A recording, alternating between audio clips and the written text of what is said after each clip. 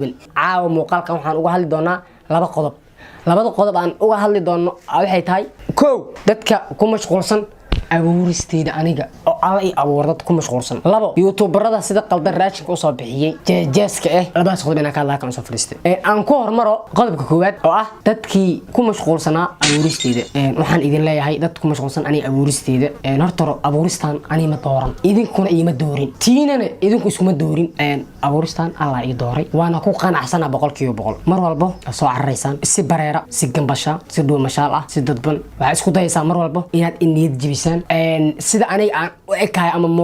ama qaabkayga kale muuqaal inaad usoo duubtaan oo baraha aad la soo fariisataan oo aad ku muujisaan sida aniga aan u aalo kale in idinka aad iska dhigtaan macnaha idinkoo dilayo dareenkayga iyo moralkayga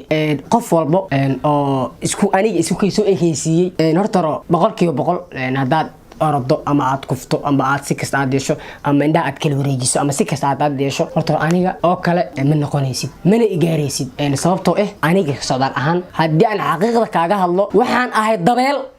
dabeeshaasoo ay wada haddii aan xaqiiqda aan kaga hadlo dadka isku dayay inay niyad jibiyaan macnaha amba ay moralkayga isu ekeysiyaan si moralkayga aniga ayagoo kaga golle macnaha aniga inaan niyad jabo ama aan isliido ama aan moral dilaacmo oo aan sawirkooda inaan arko aan isku nooc ama qalbi jabo dadka isku dayayo horta waxaan idin leeyahay hal fariin baan hawada idin marinayaa fariinta hawada aan idin marinayaa waxay tahay aniga socdaal waxaan ahay dabeeshaasoo ay wadtaan dhalinyaro Soomaaliyeed garbihiisuna ay taagan yihiin waxa ay wataan dhalinyaro Soomaaliyeed ayaga garbihayga taagan mar walba waxay ila garab taagan yihiin hiil iyo hoo ay ila garab taagan yihiin mar walba hadii ay noqoto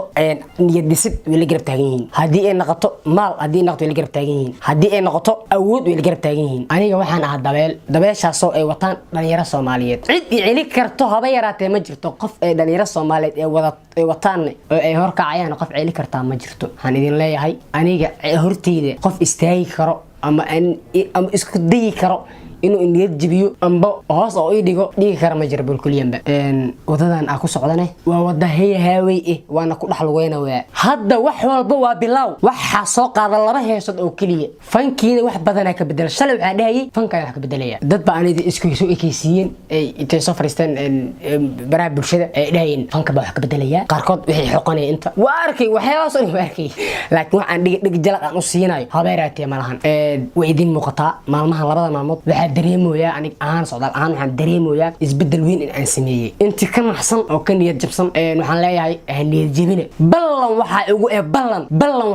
ballan ilaahay ballan waxa ugu maanta anaad isku kayso ekaysiinaysaan baraha bulshada soo fadhiisanaysaan waxa isku dayaysaa aniga inaad macna iliidaan ama aad niyad jibisaan si moralkayga u dilaaco gadaalna aan ugu noqdo ballan waxa ugu idinkan hadeertaan iliidayo beritoole markii aan hawada sare aan maro inaad macna aad soo garab istaagtaan aad dhahdaan socdaal sideed ku soo gaartay horumarkan waxaana wiil Soomaaliyeed waxaana wiil dhalinyaro asaagiis inuu la tirsado rabo la tartamo rabo inuu u tartamo boos walba oo ugu sareeyo qof bin aadan ay gaarto qof walba oo bin aadan waayo qof bin aadan aadan hadan waayo qof walba bin aadan heerka ay gaarto heerka ugu sareeyo qof bin aadan oo gaarsiin yahay heerka ka sii sareeyo inuu gaar rabaana hamina leh hadii aad isku dayday inaad aniga macna niyajibiso ama moralkayga soo kaysiiso oo soo fariisato baraha bulshada si anigayga oo dilaacmo hadaba waxa sameynayso dhan wixii ay yihiin dhiirigelin qodobka labaad aan u soo jeesto qodobka labaad oo ah youtuberada sida jeeska u soo bixinay reactionada qaldan aniga igu jeesayay ayagana waxay la mid yihiin kuwa aniga isku kaysoo ekaysiinay waxa ka dhiman indhaha in isku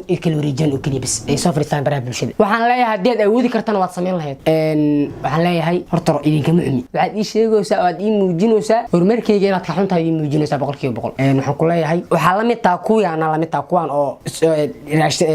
moralka isku soo ekaysiina la mid tahay waxaan leeyahay beritoole markii aan meehan aan ka kaco markayga iyo orodkayga iyo tartankayga dadaalkayga markii aan ka tilaabsado oo aan u gudbo hawadaas sare markii aan u gudbo oo hawadaas aan soo taabto kaas aan tago idinka yaabeen ka sugaya adika ay wareysanay hadana oo ay dhahayo heerkan sidee ku soo gaartay isla idinka maanta afkiina reactionada qaldan ku soo bixinay oo ugu jeejeysay isla idinka hadana dhahayo heerkan sidee ku soo gaartay sababtoo waxaan ahay